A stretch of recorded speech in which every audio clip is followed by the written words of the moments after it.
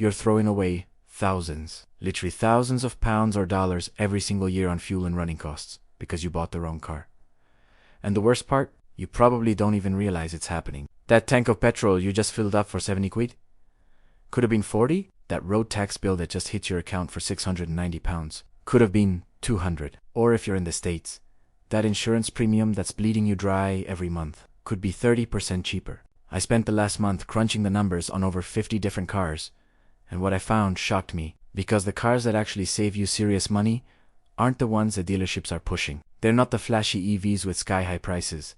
They're not the crossovers everyone thinks they need. They're 5 specific vehicles that will put thousands back in your pocket over 3 years. And I'm about to show you exactly which ones and why the math is absolutely undeniable. Let's start with the single biggest money saver you can buy right now, the Hyundai Civic Hybrid. And before you roll your eyes and say, hybrids are boring, listen tutis. This car jets 49 miles per gallon combined, real-world tested, not IPA fantasy numbers. That's 52 mpg on some highway runs. Compare that to the average new car doing maybe 30 mpg, and you're looking at saving over $550 a year on fuel alone if you drive 12,000 miles. In the UK, that's 450 quid. Over 3 years, that's $1,600, nearly £1,300 host on petrol. But here's where it gets better. In the UK, the Civic Hybrids, low emissions mean you're paying 200 quid a year in road tax from year 2 onwards. Not the 690 you'd pay on a emission car. That's another £500 saved annually. Over 3 years, that's 1,500 quid added up. Fuel plus tax savings in the UK. Nearly £3,000 over 3 years. In the US, lower insurance costs because it's not a performance car plus better resale value. You're talking $2,500 minimum, and you're getting 200 horsepower. This thing's quicker than a Civic C. It's not slow. It's not boring. It's just smart. Number 2, Toyota Corolla Hybrid. This is for the people who want maximum savings at minimum entry cost. The base Corolla Hybrid starts at $24,760 in the States. That's $5,000 cheaper than the Civic Hybrid, and it gets 50 miles per gallon combined. Owners are reporting 53 real. One guy posted he hit 55 mpg on a highway trip. If you're doing average mileage, you're saving $500 a year on fuel compared to a regular Corolla. In the UK, same story. Low emissions mean you're in the cheapest tax band after year 1. 200 quid a year. And here's the kicker. Toyota reliability is legendary. This thing will run for 300,000 miles if you change the oil.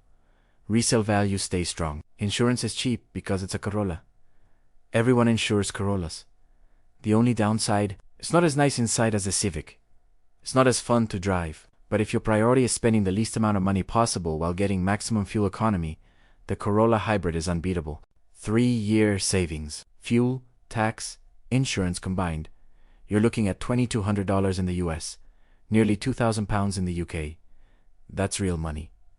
Number 3, Hyundai Elantra Hybrid. This is the one nobody talks about but absolutely should. In real-world testing, this car hit 55.9 miles per gallon.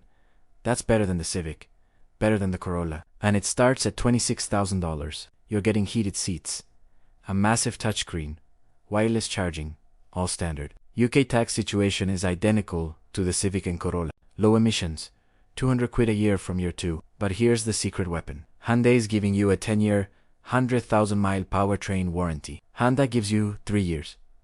Toyota gives you 3 years. If something breaks on the Elantra, you're covered for a decade. That peace of mind is worth thousands in potential repair costs. Real-world ownership, people are averaging 52 to 54 mpg in mixed driving. That's bonkers for a car this size with this much power. Annual fuel savings compared to a known hybrid. $600, 4,700 quid. Over 3 years, between fuel, tax, and not having to worry about expensive repairs because of that warranty, you're saving $2,500 to $3,000. £2,000 plus in the UK. And the Elantra actually looks good. It's not frumpy. It's not boring. It's genuinely stylish. Number 4. This one's controversial, but hear me out. The Mazda 3 with the 2.5-liter engine. Not a hybrid, just a really efficient petrol car. It gets 31 miles per gallon combined. You're thinking, that's way worse than the hybrids. Why is this on the list? Because of total cost of ownership. The Mazda 3 starts at $24,000. It's cheaper to buy than any of the hybrids. Insurance is lower because it's not a hybrid, with expensive battery components to replace if you crash.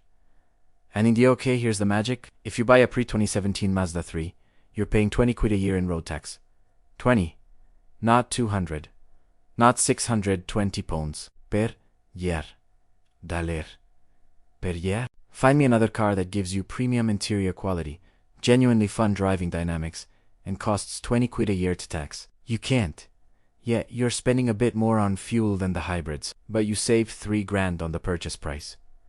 Your insurance is cheaper. Your tax is basically free if you're in the UK. Over 3 years of ownership, factoring in lower purchase price, lower insurance, and that insane UK tax advantage on older models, you're coming out ahead or damn close to the hybrids. Plus, the Mazda 3 is the best car to actually drive on this entire list. If you care about steering feel, handling, interior quality, the Mazda wins. It's not just about the numbers on a spreadsheet, it's about enjoying the car you're driving every day while still spending way less than average. Number 5. Kia Niro Hybrid. This is for the people who need more space than a sedan but don't want to pay SUV running costs. The Niro hits 49 miles per gallon combined. It's a small crossover with actual cargo room. You can fit a prom in the back, you can do a Costco run, you can haul camping gear, but you're still getting hybrid fuel economy. In the UK, same low tax band as the Civic and Corolla. 200 quid. In the US, insurance is reasonable because it's a Kia, not a luxury brand. And here's the best part. Kia dealers are desperate to move these.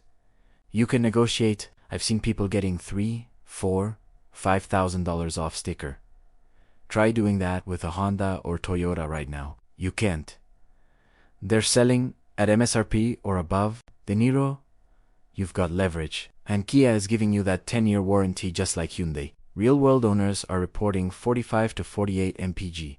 That's $450 to $500 a year in fuel. Savings compared to a regular small SUV doing 28 mpg. Over 3 years, fuel plus tax, plus the discount you negotiated at purchase. You're saving $3,000 easy, 2,500 quid in the UK. And you've got the space and practicality everyone actually needs. Here's the bottom line. The average new car in the UK costs about 2,800 quid a year to run when you factor in fuel, tax, insurance, and depreciation. In the US, it's around $3,500. Any one of these 5 cars will cut that number by at least a third. Some will cut it in half. We're talking savings of £1,000 to £1,500 per year in the UK, $1,200 to $2,000 per year in the States. Over 3 years of ownership, that's £3,000 to £5,000. $3,500 to $6,000. That's a holiday. That's a house deposit contribution. That's your kid's university fund. And you're getting reliable, well-built, genuinely good cars that won't leave you stranded and won't cost a fortune to maintain. The Civic's the most fun. The Corollas, the cheapest to buy. The Elantras got the best warranty. The Mazdas, the best to drive. The Niros, the most practical. Pick the one that fits your life and stop throwing your money away. Drop a comment and tell me which one you choose, or if I missed one, that's even better. Hit subscribe because I'm doing a follow-up on the cars you should absolutely avoid if you care about saving money. Thanks for watching.